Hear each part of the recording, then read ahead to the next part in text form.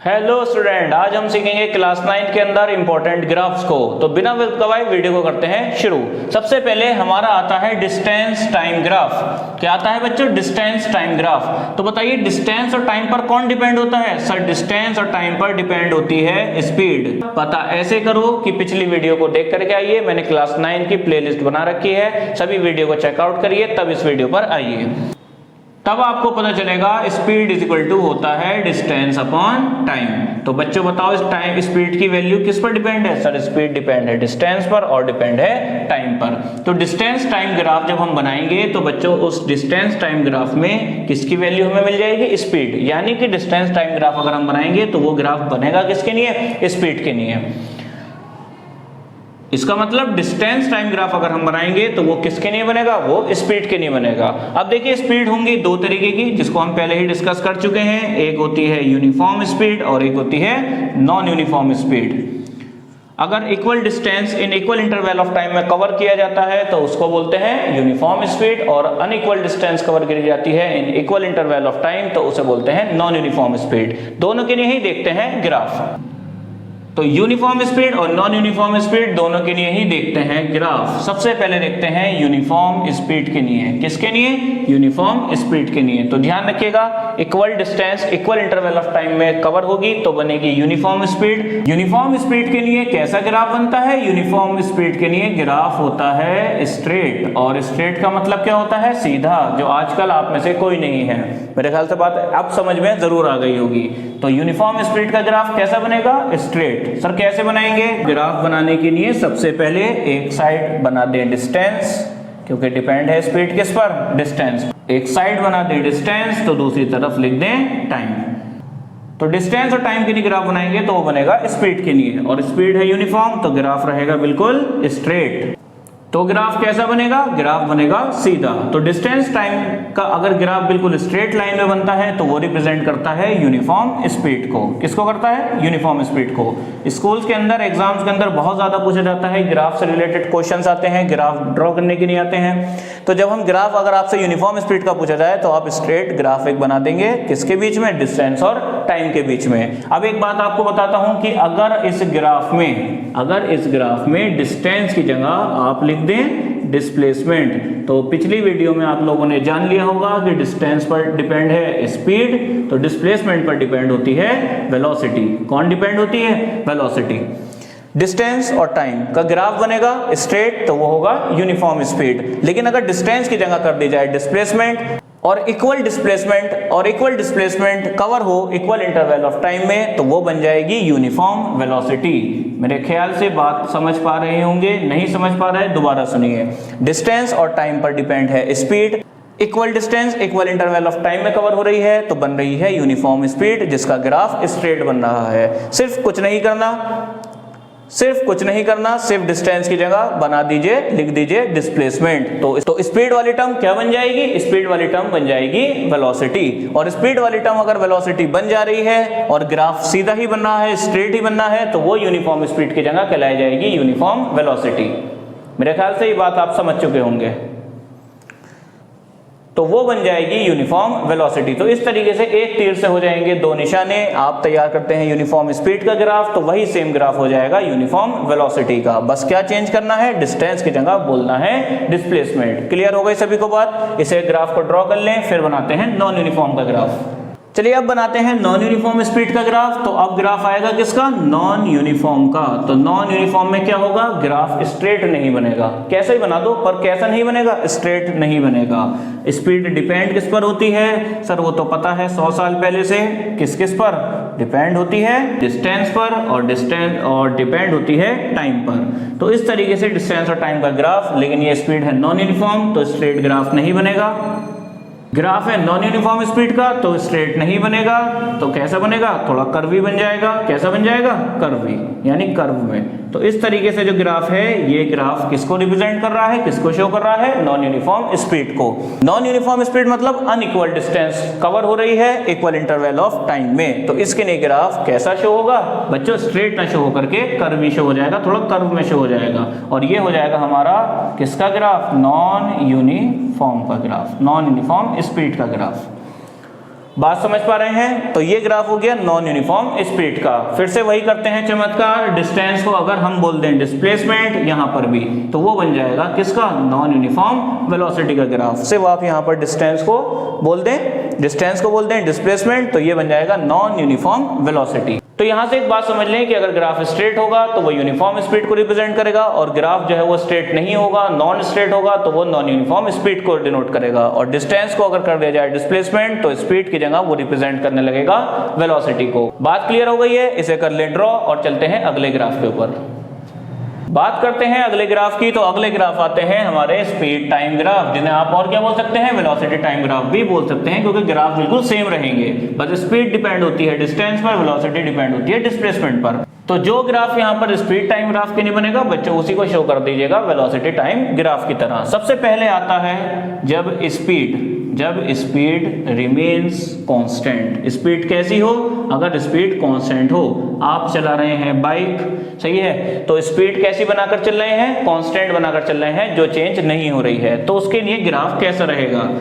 Speed कैसी है? Speed है कांस्टेंट, तो स्पीड चेंज नहीं होगी, लेकिन टाइम तो चेंज होता ही रहेगा। टाइम ना किसी के लिए रुका है ना कभी रुकेगा, तो टाइम तो चलता रहेगा आगे। तो देखिए टाइम इधर 0 से आगे की तरफ इंक्रीज हो रहा है, आगे की तरफ चल रहा है, जो कि चलता ही चला जाएगा, ना आपसे रुकेगा ना किसी से रुकेगा। तो टाइम तो चलता चला जाएगा, लेकिन स्पीड कांस्टेंट है। तो स्पीड की वैल्यू डिक्रीज हो रही है, कम होगी नीचे की तरफ, ग्राफ ऊपर जाएगा तो स्पीड होगी ज्यादा। पर यदि स्पीड कैसी है? कांस्टेंट, तो ग्राफ स्पीड का ना जाएगा ऊपर ना जाएगा नीचे, लेकिन आगे जरूर जाएगा, क्योंकि आगे बढ़ता चला जाएगा, निकलता चला जाएगा क्या? टाइम। तो टाइम तो आगे चलता चला जाएगा, लेकिन स्पीड ना तो होगी इंक्रीज ना होगी डिक्रीज। तो ये मेरे ख्याल से बेस्ट ग्राफ है। कब? जब स्पीड कैसी हो? कांस्टेंट। तो कांस्टेंट स्पीड को दिखाने का ये है एक ग्राफ। मेरे ख्याल से बात हो गई होगी बिल्कुल क्लियर। इसे ड्रॉ कर लें और चलते हैं अगले ग्राफ के ऊपर। बात करते हैं अगले ग्राफ की। तो अगले ग्राफ भी स्पीड टाइम ग्राफ से रिलेटेड है। सेकंड केस क्या रहेगा कि स्पीड, पहले पॉइंट में क्या माना था कि स्पीड कांस्टेंट है, पर अब स्पीड होगी change. Speed changes at a uniform rate, यानी कि स्पीड होगी यूनिफॉर्म। और यूनिफॉर्म का मतलब आप जानते हैं कि यूनिफॉर्म स्पीड का मतलब ग्राफ स्ट्रेट बनेगा। तो अब ग्राफ कैसे ड्रॉ करेंगे? सर स्पीड और टाइम के बीच का ग्राफ है, तो एक साइड लिख लेंगे स्पीड और एक साइड लिख लेंगे टाइम। मैं पहले ही बता चुका हूं वेलोसिटी टाइम को लेकर के, वेलोसिटी टाइम ग्राफ को लेकर परेशान ना हो, सिर्फ स्पीड की जगह पर वेलोसिटी लिखते जाएं और वेलोसिटी टाइम ग्राफ भी बनाते चले जाएं। तो ये हो गया हमारे पास स्पीड, क्या हो गया? ये हो गया हमारे पास स्पीड, और ये हो गई हमारे पास टाइम। कैसी स्पीड है? स्पीड चेंज हो रही है। अब चेंज हो रही है तो देखो बच्चों ग्राफ तो स्ट्रेट नहीं बनेगा, लेकिन मतलब इस तरीके से नहीं बनेगा जो पिछला वाला हमने ड्रॉ किया, वो दिखा रहा था स्पीड ना तो इंक्रीज हो रही है ना डिक्रीज हो रही है, लेकिन स्पीड चेंज हो रही है। अब तो चेंज हो रही है, और कैसे रेट से? यूनिफॉर्म रेट से। तो स्पीड चेंज होने का क्या मतलब है? चेंज होने का मतलब तो यह है कि स्पीड इंक्रीज भी हो सकती है या फिर डिक्रीज भी हो सकती है। तो स्पीड इंक्रीज भी हो सकती है, डिक्रीज भी, यानी यहां से भी स्पीड के दो मतलब निकाले जा सकते हैं। पहले मतलब में हम देख लेते हैं कि मान लीजिए कि स्पीड इंक्रीज हो रही है, तब देखते हैं कि कैसा देखने को मिलता है ग्राफ। अगर इंक्रीज हो रही है तो ग्राफ बनेगा डाउन से अप की तरफ, यानी ऊपर की तरफ, क्योंकि स्पीड इंक्रीज होती चली जा रही है। स्पीड हो रही है इंक्रीज, कैसे रेट से? यूनिफॉर्म। और यूनिफॉर्म की वजह से ग्राफ कैसा होगा? स्ट्रेट। और इंक्रीज होने की वजह से ग्राफ जाएगा नीचे से ऊपर की ओर। तो इस तरीके से हमारा ग्राफ ड्रॉ हो जाएगा। ठीक है, इस तरीके से हमारा ग्राफ क्या हो जाएगा? ड्रॉ हो जाएगा। अब मुझे बताइए कि स्पीड चेंज हो रही है, स्पीड को ही समझ लें थोड़ी देर को वेलोसिटी।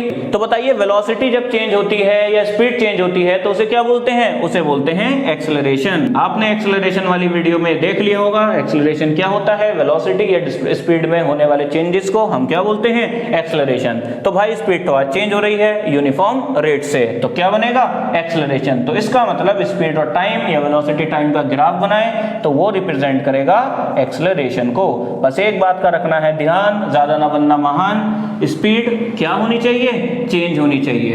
क्या होना चाहिए? स्पीड चेंज होनी चाहिए। अगर स्पीड चेंज ही नहीं होगी, स्पीड कांस्टेंट होगी, तो एक्सेलरेशन 0 होता है। तो इसीलिए हमने पिछले ग्राफ में क्या नहीं शो करा था? एक्सेलरेशन। पिछले ग्राफ में हमने एक्सेलरेशन क्यों नहीं दिखाया था, क्यों शो नहीं किया था? क्योंकि पिछले में थी स्पीड हमारी कांस्टेंट, और स्पीड और वेलोसिटी अगर कांस्टेंट हो तो एक्सेलरेशन जीरो होता है, यानी एक्सेलरेशन नहीं बनता। लेकिन स्पीड यहां हो रही है चेंज, अब वो यूनिफॉर्म रेट से हो या नॉन यूनिफॉर्म रेट से तो बन जाएगा एक्सेलरेशन। सिर्फ एक्सेलरेशन बनने के लिए स्पीड या फिर वेलोसिटी का चेंज होना जरूरी है, और यहाँ पर स्पीड चेंज हो रही है। पहला केस क्या है कि स्पीड जो है वो इंक्रीज हो रही है, और इंक्रीज हो रही है तो ग्राफ नीचे से ऊपर की तरफ जा रहा है, और स्पीड चेंज हो रही है तो कैसी? यूनिफॉर्म। तो इसका मतलब स्पीड यूनिफॉर्म रेट से चेंज हो रही है, तो बनने वाला एक्सेलरेशन भी कैसा होगा? यूनिफॉर्म होगा। समझ में आ रही है बात? अगर स्पीड यूनिफॉर्म रेट से चेंज हो रही है तो बनने वाला एक्सेलरेशन भी यूनिफॉर्म एक्सेलरेशन कहलाया जाएगा। अब आप समझ चुके होंगे कि नॉन यूनिफॉर्म एक्सेलरेशन के लिए क्या करना पड़ेगा। नॉन यूनिफॉर्म एक्सेलरेशन होगा तो रेट स्पीड चेंज होने का कैसा हो जाएगा? नॉन यूनिफॉर्म हो जाएगा। देखते हैं, पहले इस ग्राफ को कर लीजिए नोट और चलते हैं अगले ग्राफ के ऊपर। सभी ने कर लिया है नोट, तो अगला देखते हैं। स्पीड चेंज होने के मैंने दो मतलब बताए थे, स्पीड इंक्रीज होगी तो ग्राफ नीचे से ऊपर की तरफ जा रहा था। अब हम मान लेते हैं कि स्पीड हो रही है डिक्रीज, और डिक्रीज होगी तो क्या होगा? लेकिन डिक्रीज हो रही है तो यूनिफॉर्म रेट से हो रही है, तो ग्राफ तो स्ट्रेट बनना है। यूनिफॉर्म की वजह से ग्राफ कैसा बनना है मेरे?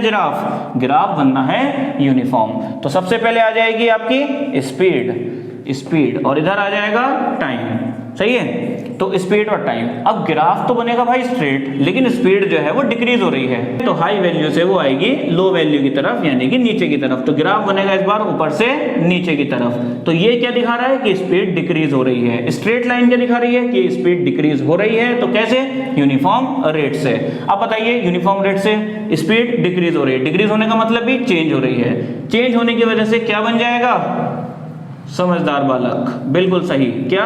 एक्सेलरेशन बन जाएगा। लेकिन स्पीड क्या हो रही है? डिक्रीज हो रही है। और एक बात मैंने आपको बताई थी कि अगर स्पीड या वेलोसिटी डिक्रीज होती है तो बनता है नेगेटिव एक्सेलरेशन। क्या बनता है? Negative acceleration. और नेगेटिव एक्सेलरेशन का दूसरा नाम क्या बताया था? जैसे आप लोगों का भी घर में नाम होता है गुड्डू, पप्पू, मुन्नू, तो मेरे गुड्डू राजा, ऐसे ही नेगेटिव एक्सेलरेशन का क्या नाम होता है? दूसरा नेगेटिव एक्सेलरेशन का नाम होता है रिटार्डेशन। क्या होता है? रिटार्डेशन। जान लिया था पिछली वीडियो में। तो रिटार्डेशन, तो इसका मतलब सर स्पीड यहाँ पर डिक्रीज हो रही है, तो एक्सेलरेशन की जगह हमें लिख देना चाहिए रिटार्डेशन। बात समझ में आ गई? क्योंकि यहाँ पर स्पीड डिक्रीज हो रही है, और स्पीड वेलोसिटी डिक्रीज होने से नेगेटिव एक्सेलरेशन बनता है, जिसे बोलते हैं रिटार्डेशन। इसीलिए ये ग्राफ रिटार्डेशन को यानी नेगेटिव एक्सेलरेशन को शो करेगा। बात सभी को क्लियर हो गई है? समझ में आ गया? अब बताइए, रिटार्डेशन यूनिफॉर्म है नॉन यूनिफॉर्म है? क्योंकि स्पीड ही यूनिफॉर्म रेट से चेंज हो रही है, तो बनने वाला रिटार्डेशन भी यूनिफॉर्म होगा।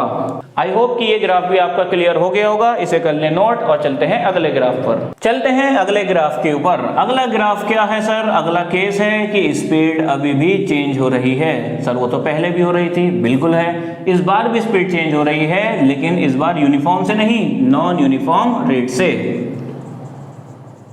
किससे चेंज हो रही है? नॉन यूनिफॉर्म रेट से। तो समझ चुके होंगे ज्यादातर समझदार बालक, खा लेना घर पे थोड़ा पालक।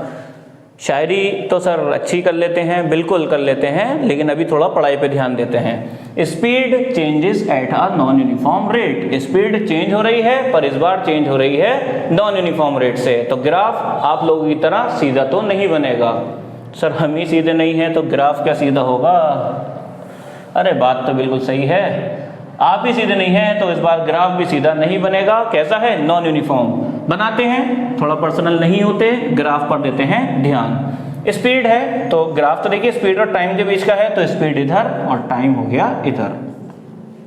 टाइम होगा चेंज, ठीक है। तो स्पीड चेंज हो रही है, चेंज होने को कैसे रिप्रेजेंट करोगे? चेंज होने का मतलब सर कांस्टेंट वैल्यू की तरह ग्राफ तो नहीं बनेगा, इंक्रीज डिक्रीज स्पीड को दिखाना पड़ेगा, और अब दिखाना पड़ेगा नॉन यूनिफॉर्म तरीके से। तो इसमें भी दो केस हो सकते हैं, सही है। बस ये देख लेते हैं इंक्रीज हो रहा है, वो सबसे ज्यादा जरूरी है कि स्पीड यहाँ पर इंक्रीज हो रही है। मान लीजिए कि आपकी स्पीड हो रही है इंक्रीज, और कैसे इंक्रीज हो रही है? इंक्रीज हो रही है नॉन यूनिफॉर्म रेट से। इंक्रीज हो रही है यानी कि चेंज हो रही है। अब इंक्रीज होगी तो नीचे से ग्राफ ऊपर की ओर जाएगा। देखो यहाँ पर ये जो वैल्यू होती है ये कितनी होती है? 0। यहाँ स्पीड भी 0 है, यहाँ टाइम भी 0 है। अगर लेफ्ट से राइट जाएंगे तो टाइम इंक्रीज होता चला जाएगा, और अगर आप नीचे से ऊपर की तरफ जाएंगे तो स्पीड इंक्रीज होती चली जाएगी। तो अब नॉन यूनिफॉर्म रेट से कैसे दिखाएंगे? सर स्ट्रेट मत बनाइएगा, जो चाहे वो बना दें। तो देखिए 0 से स्पीड स्टार्ट हो रही है, और ये एक नॉन यूनिफॉर्म को शो कर रहा है क्योंकि ग्राफ है नॉन स्ट्रेट।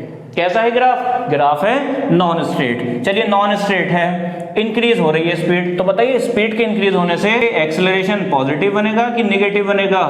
सर ये तो गए बात भूल, हवा चलेगी उड़ेगी धूल।